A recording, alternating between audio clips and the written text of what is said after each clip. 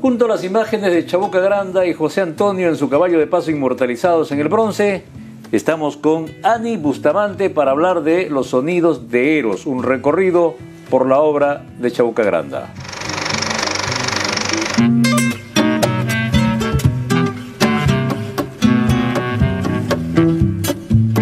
¿Por qué has dividido el libro en 5 tiempos? Primero porque me gustaba para poder usar la obra de Chabuca, porque este es un libro que trabaja una serie de problemáticas contemporáneas a partir de la obra de Chabuca, ¿no?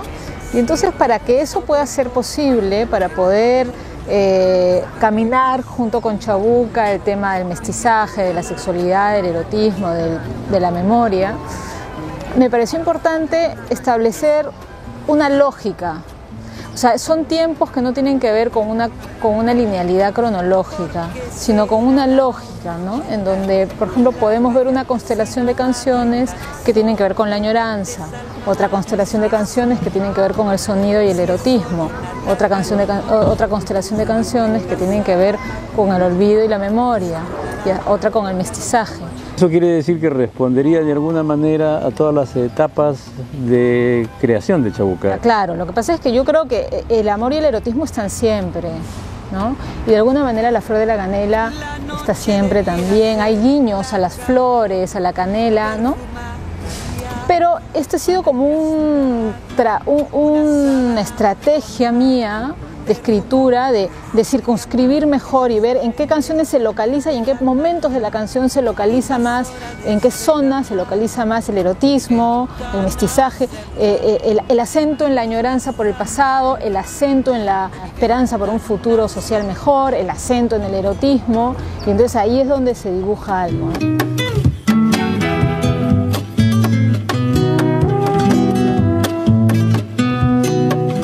Ella se toca un tema personal, de estilo de escritura mío. Me interesaba darle ese compás al libro, darle esa estética al libro, para además poder producir fugas entre capítulo y capítulo.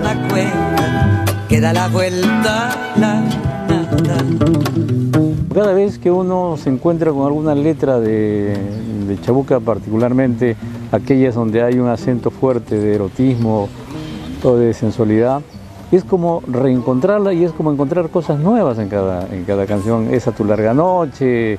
Ella siempre trae algo nuevo. Además, cada canción no es una, hay varias versiones de cada canción, hay varios tiempos en cada canción. Chabuca fue tan extraordinaria, exploró tanto lo musical, que por ejemplo tiene una época en la que canta Paso de Vencedores, donde la instrumentalización de Paso de Vencedores es como muy rara, ¿no? Hay vientos, hay un juego de sonido que resulta extraño para pensar una cantante criolla. Sin embargo, ella se atrevió a mucho, pero eso como que no encaja con nuestra idea de lo criollo, porque efectivamente ella fuga de eso y simplemente creo que no se escucha lo suficiente, ¿no?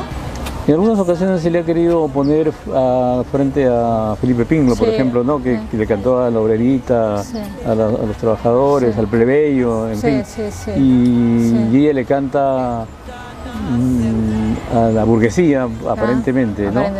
Aparentemente. Entonces, ¿cómo conciliar esas dos corrientes que son parte de nuestro folclore, de nuestra música popular, ¿no? Sí, bueno, me parece que es totalmente injusto decir que Chabuca cantaba a la burguesía limeña, ¿no? O sea, que ella cantara al caballo de paso y a las tradiciones de una Lima colonial, que de hecho así fue, no es como no significa que todo eso sea Chabuca. Eso es una parte de Chabuca. Lo interesante de Chabuca es el tramado y el contraste que tiene, porque así como puede cantar Señor Manuel, también puede cantar Paso de Vencedores, o también puede hacer un ciclo Javier Heró.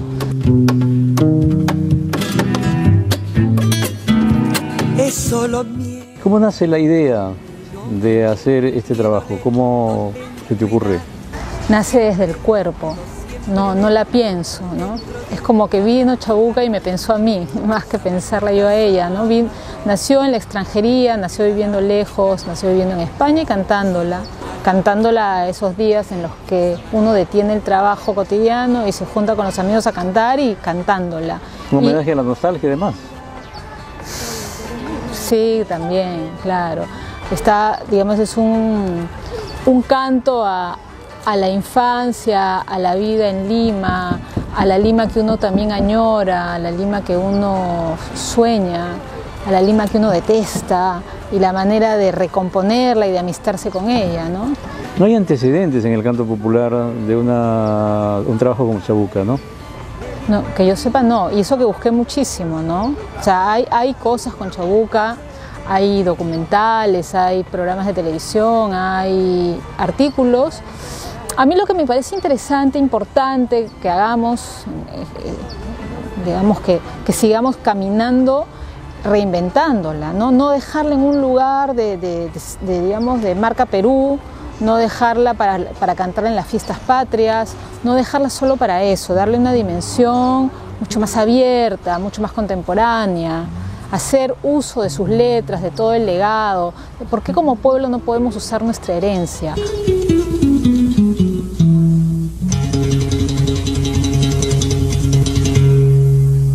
Te amo, Perú.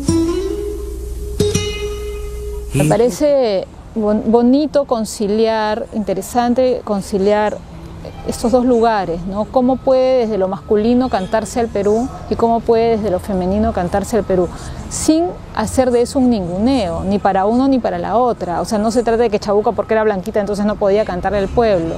Se trata de poder identificar que hay un discurso femenino que tiene mucho que decir sobre lo social, sobre la vida, sobre la muerte, sobre la guerra, sobre el pueblo, y de hecho Chabuca lo hizo. Pero desgraciadamente el prejuicio pesó mucho un racismo al revés. Y es incluso hasta ahora muy difícil que Chabuca se haga escuchar, ¿no? Salvo en la parte criolla, que es donde parece que la gente se siente más cómoda, ¿no? ¿Dónde está el mayor acento? ¿Dónde están los mayores sonidos de Eros? En la escritura misma del libro. O sea, dentro de la obra de Chabuca, y mi interés estaba en irlos localizando, ¿no? A pesar, o sea, encontrar todos los matices de vida y de muerte, de amor, de odio, de desamor, pero desde su carácter erótico. Ahora, los sonidos de Eros, y aquí me tengo que posicionar como la escritora del libro, ¿no? Tienen que ver también con la escritura de una mujer que le escribe a otra mujer, que es Chabuca, que a su vez le cantó a otra mujer, que es la Flor de la Canela, ¿no? Entonces hay una escritura femenina y hay una escritura en la cual pongo el cuerpo y pongo mi propio latido, y desde ahí la leo y la canto, ¿no? ¿Cómo será mi piel junto a tu piel? ¿Cómo será mi piel junto a tu piel, Cardo Ceniza? ¿Cómo?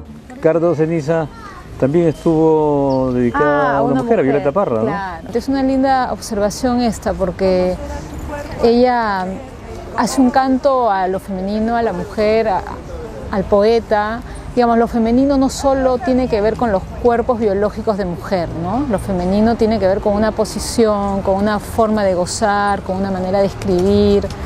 Por lo tanto, una posición de poeta, en este caso Javier Heró, una posición de poeta, lo poético hace a lo femenino, más allá de que esté en un cuerpo de hombre o de mujer, ¿no? Entonces ella cantó a la Flor de la Canela, le dedicó un siglo a Violeta Parra, cantó a un poeta. Para mi boca salivada, de la sed que me queme si me besas, de la sed que me queme. Después de haber tenido una primera presentación en la Feria del Libro, como dicen los criollos, no hay primera sin segunda. Los sonidos de Eros, un recorrido por la obra de Chabuca Granda, tendrá una nueva presentación en la librería El Virrey a cargo de Marita Hamann y Raúl Renato Romero. La música la pondrán Claudia Alzamora, voz, Roberto Castillo en la guitarra y el cajón de Gabriel Bustamante. Martes 5 de agosto a las 7:30 de la noche en la librería El Virrey, Bolognesi 510 Miraflores. El ingreso es libre.